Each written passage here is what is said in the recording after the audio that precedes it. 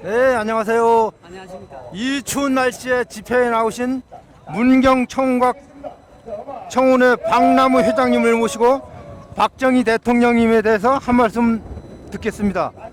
대통령께서는 어떤 분이셨습니까?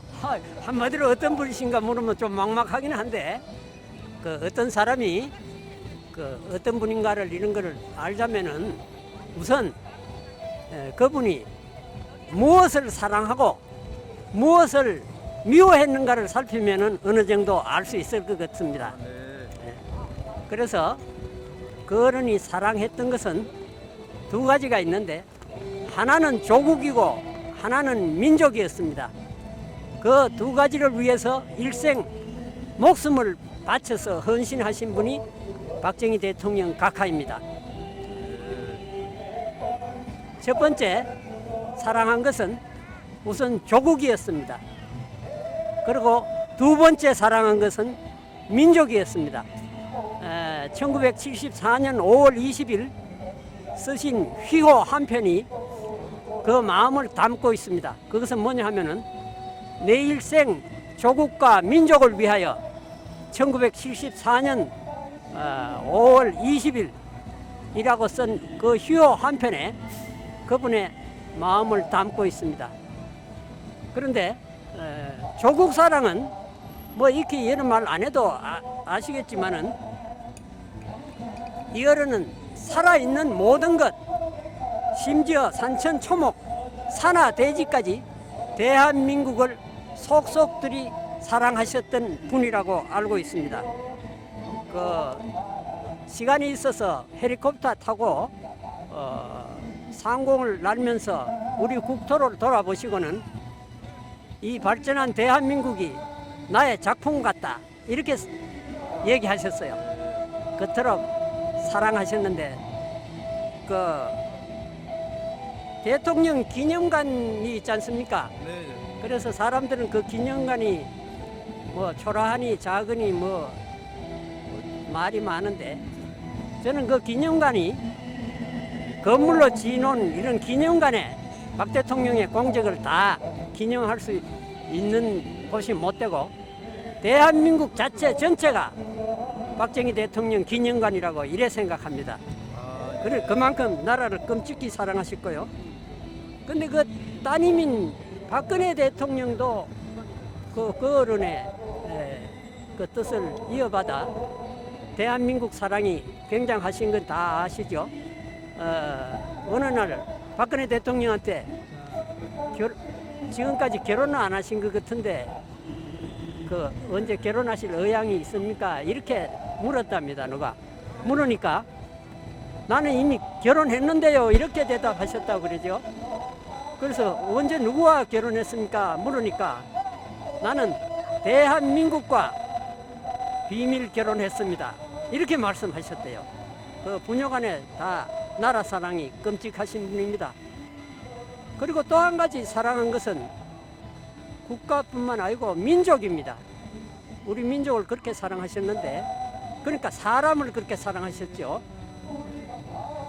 근데 그 사랑은 문경 공립보통학교 교사로 사회에 첫 발을 내디디시고 발령받자마자 그 제자들에 대한 사랑의 이야기가 많습니다.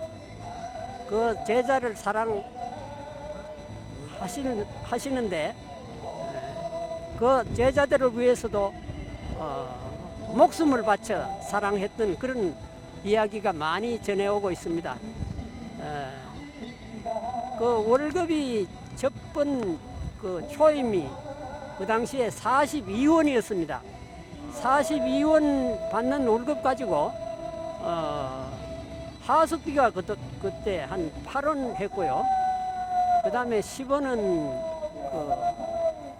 자기 본가에 생활비로 보태주려고 또 보내고, 그 다음에 하숙비, 생활비, 그 다음에 용돈 10원 정도 이래 쓰고, 그리고 또 남는 돈은 나머지는 또 이제 본가에 생활비로 보내고, 거의 다 생활비로 보내고 그랬었는데, 그 어려운 가운데서도 매달 그 학생들이 월사금을 못 내서 울고 있는 아이들이 있었는데 그 두 아이를 뽑아서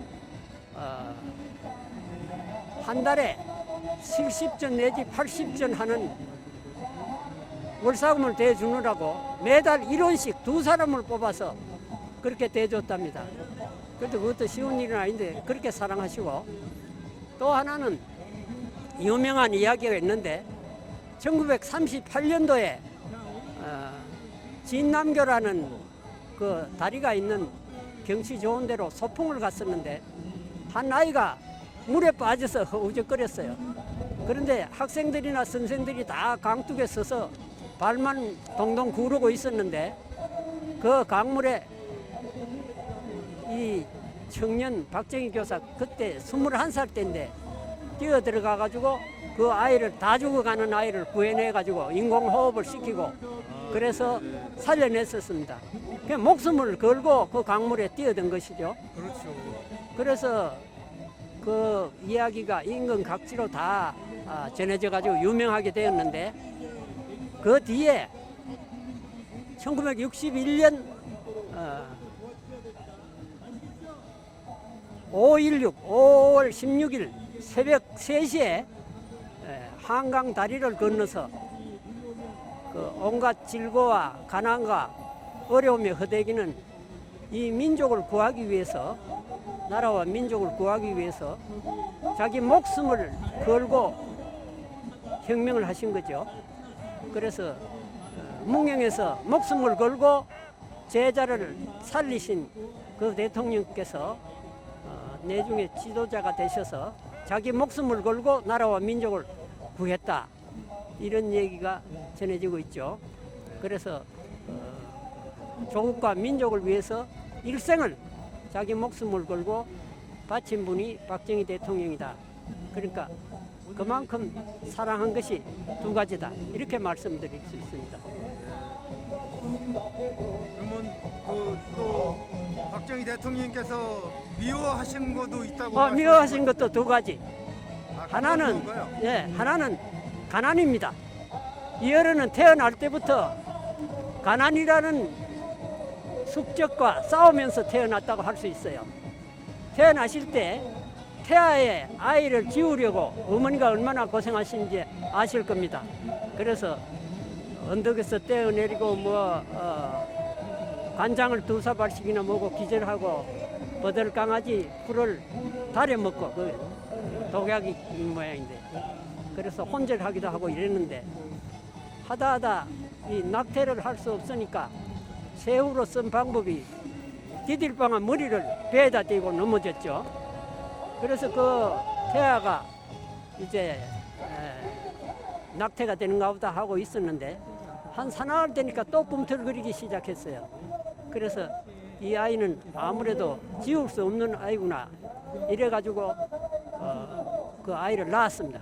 그분이 박정희 대통령인데, 그러니까 어머니의 낙태가 실패로 끝났는데 사람들은 이 실패를 역사상 가장 위대한 실패라고 한답니다. 이 위대한 실패로 인해서 박정희 대통령 같은 초인이 탄생하시고 이 어른이 나라와 민족을 구했다, 이런 마음이 드는데, 그래서 이 어른이 가장 미워했던 것은 일생 가난이었습니다. 그 사범학교에 들어가 가지고 졸업하는 내내 성적이 꼴찌를 맴돌았습니다. 그래서 한 70명 되는 학급에서 때로는 69등 하고 때로는 꼴등 70등 하고 이럴 정도로 성적이 형편도 없었습니다. 근데 그 게으르기나 머리가 나빠서 그런가 했더니 돌아가신 뒤에 내중에 사범학교 성적표를 보니까 그 생활사항도 기록되고 이제 출결사항도 그 통지표에 기록이 되는데 그거 보니까 1년에 한 30 내지 40일을 결석을 했어요. 그래서 왜 이렇게 결석을 했는가 보니까 한 달에 한 7, 8원씩 하는 하숙비를 댈 수가 없었어요. 그래서 할 수 없이 그 하숙비를 구하느라고 그렇게 결석을 했기 때문에 1년 동안 30일 내지 40일을 결석을 하니 그 성적이 좋을 수가 없죠. 그래서 그때도 가난 때문에 결국은 그렇게 됐고, 그래서 평생을 가난을 물리치기 위해서 애쓰신 분 아닙니까? 제일 미워했던 게 있어요. 그래서 가난입니다. 그리고 또 한 가지 미워하는 것은 북한 공산당입니다. 유경수 여사도 여러분 아시다시피 공산당 때문에 돌아가셨잖아요. 문세광이를 보내가지고 그 서거하도록 살해한 것도 공산당이고, 그렇게 우리 민족의 원수지 않습니까? 그래서 이 공산당을 가장 미워했어요. 그러니까 도끼 만행이 있었을 때도 공산당 무리들은 미친 개라고 하시면서 미친 개에게는 몽둥이가 약이다 이런 말씀도 하셨고요. 그래서 공산당을 제일 미워했고, 그래 두 가지, 가난과 공산당. 그런데 가난은 어느 정도 물리쳤죠. 새마을 운동과 뭐 경부고속도로 그렇죠. 그런 경제 개발에 대해서 많이 힘을 쓰셔가지고 우리가 오늘날 이런 번영의 나라를 이룩하지 않았습니까? 그래서 그랬는데 아직도 공산당을 물리치는 일에는, 그래서 혁명 공약에도 일항을 반공에 국시에